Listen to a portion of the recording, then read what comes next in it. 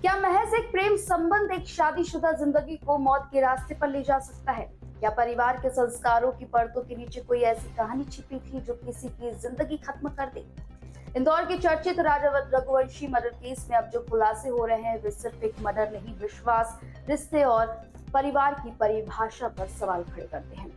चारों आरोपी सोनम, उसका प्रेमी राज कुशवाहा और उनके दो साथी ने पुलिस के सामने अपना जुर्म कबूल कर लिया है। लेकिन ये कहानी सिर्फ एक हत्या की नहीं, धीरे धीरे बुनी गई साजिश की दास्तान है, जिसमें प्यार, झूठ, जाल और छल का मिला जुला चेहरा सामने आया है।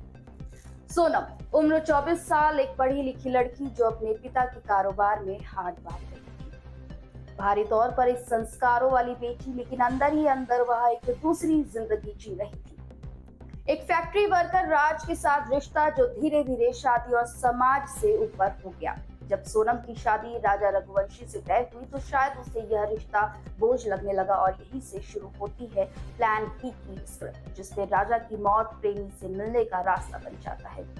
पुलिस की जांच के मुताबिक सोनम ने जानबूझकर हनीमून ट्रिप की योजना बनाई। राजा को महंगी ज्वेलरी पहनाने पर जोर दिया गया ताकि लूट की कहानी गढ़ी जा सके। एयरपोर्ट पर मां की सलाह को दरकिनार कर सोनम अपने प्लान पर अड़ी रही। मेघालय के सफर के दौरान राजा की हत्या कर दी गई, लाश से ज्वेलरी उतार दी गई और सोनम बेखौफ होकर वहां से चली गई, जैसे मानो कि कुछ हुआ ही नहीं है।